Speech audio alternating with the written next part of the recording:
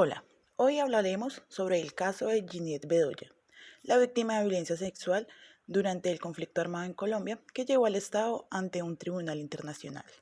Caso que viola algunos de los derechos fundamentales documentados en la Constitución Política Colombiana del 91.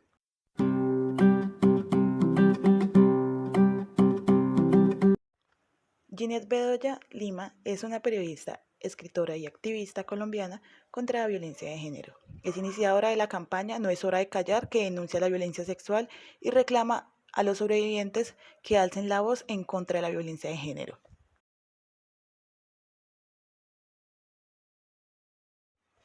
En esta ocasión, el Estado colombiano se sentó en el banquillo de los acusados de la Corte Interamericana de los Derechos Humanos, y lo hace por un caso de violencia sexual durante el conflicto armado,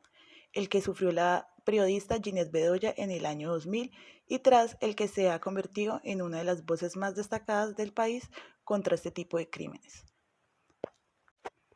Se trata de un caso inédito, según subraya la prensa colombiana y organizaciones en defensa de los derechos humanos. Según destaca el director de Human Rights Watch para América, José Miguel Vivanco, en declaraciones a BBC Mundo, este sería el primer caso en la Corte Interamericana de Derechos Humanos que se centra en un hecho de violencia sexual cometido en Colombia.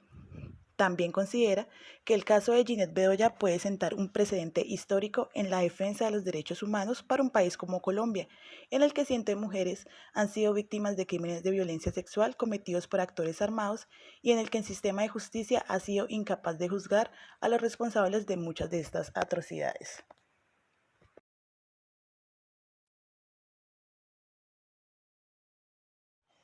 Este caso hace referencia al secuestro, torturas y violación que sufrió Bedoya el 25 de mayo del 2000, cuando se encontraba esperando para entrar a la cárcel Modelo en la ciudad de Bogotá para una entrevista con un jefe paramilitar, en un intento de aclarar algunas amenazas contra varios periodistas del diario en el que trabajaba, El Espectador. Bedoya explicó en su testimonio ante la corte que se encontraba en ese entonces investigando hechos de violencia, el tráfico de armas y la compra y venta de secuestrados entre paramilitares, la guerrilla y el narcotráfico con la complicidad de agentes del Estado. La demanda también argumenta que el Estado colombiano tuvo conocimiento de que existía un riesgo real e inminente para la periodista de sufrir un ataque o agresión y no adoptó medidas entendidas como razonables para protegerla.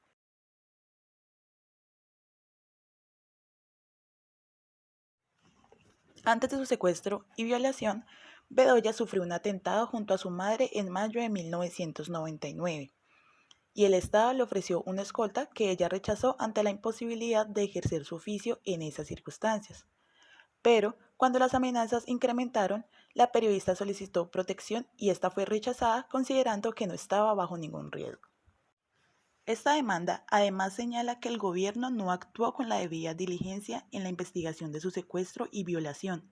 que revictimizó a la periodista durante el proceso judicial, tomando hasta en 12 ocasiones su declaración sobre lo ocurrido y que no se ha investigado a los actores intelectuales de los hechos. La Comisión Interamericana de los Derechos Humanos presentó el caso ante la Corte en el 2019, considerando que el Estado colombiano no cumplió con las recomendaciones que le hizo para investigar el caso de Bedoya, reparar las consecuencias de la violencia y adoptar medidas para prevenir y que no se vuelvan a repetir situaciones similares.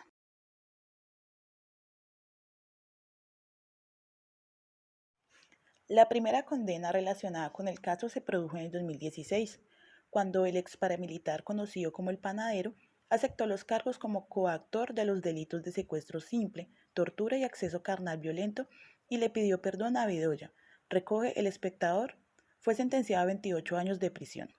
A ello, se le sumaron en el 2019 dos condenas a los paramilitares Alejandro Cárdenas, alias JJ, y Jesús Emilio Pereira, reconocido como Huehuepisca, a los 30 y 40 años de prisión respectivamente. Los fallos fueron considerados un avance por organizaciones como la Fundación para la Libertad de la Prensa, la FLIP, que representa a la periodista, si bien no como una superación de la impunidad del caso. Bedoya manifestó ante la Corte que de los cerca de los 20 implicados en el proceso, solo hay 3 personas judicializadas, 3 condenas contra autores materiales, justicia parcial, autores intelectuales, ninguna.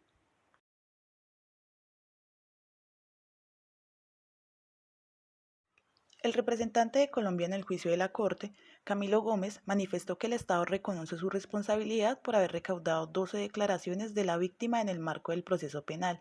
haciéndole pasar por esa dolorosísima situación, de lo cual no debió haber sucedido.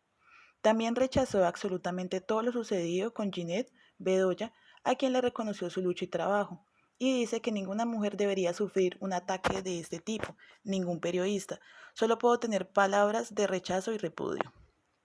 No obstante, consideró que existía una opinión formada del caso, acusando a los jueces de la Corte de falta de objetividad.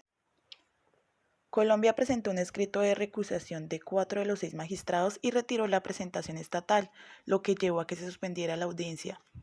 La decisión generó duras críticas, entre ellas las del director de Human Rights Watch para América, lo que consideró indignante.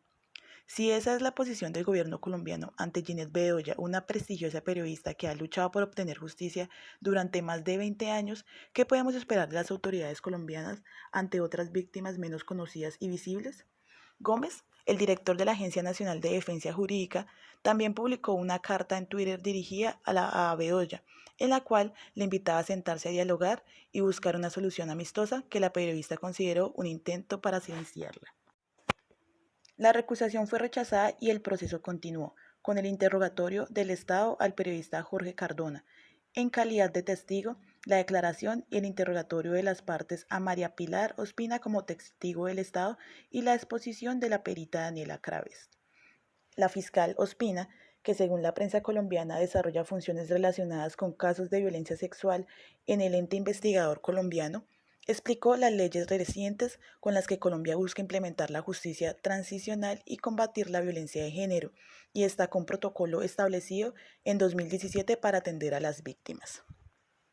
La testigo del Estado afirmó que este protocolo hace una caracterización de la violencia sexual y de género, implementa una perspectiva de género en las investigaciones y un enfoque en las víctimas, y subrayó que el impacto más significativo del mismo es que se trata de un instrumento de aplicación diaria y brinda herramientas prácticas y sencillas para investigaciones, informa EFE. Sobre este protocolo, la perita Daniela Craves consideró que se queda corto en cuanto a los casos relacionados al conflicto armado y que ha habido poco avance en las investigaciones de hechos ocurridos en este contexto, principalmente en la persecución de autores intelectuales. Bedoya, que sigue recibiendo amenazas, pide a la Corte medidas para que en Colombia se reconozca el delito de la violencia sexual contra las mujeres como arma de guerra y para que haga especial énfasis en la protección a los comunicadores con enfoque de género. Según la encuesta del Observatorio de la Democracia del Departamento de Ciencia Política de la Universidad de los Andes y la campaña No es hora de callar, liderada por Bedoya, 6 de cada 10 mujeres periodistas han sufrido acoso, persecución y estigmatización. En este sentido, la comunicadora también consideró que una medida reparadora sería clausurar la cárcel modelo y reconvertirla en un centro de memoria histórica, un lugar en el que puedan reunirse las sobrevivientes.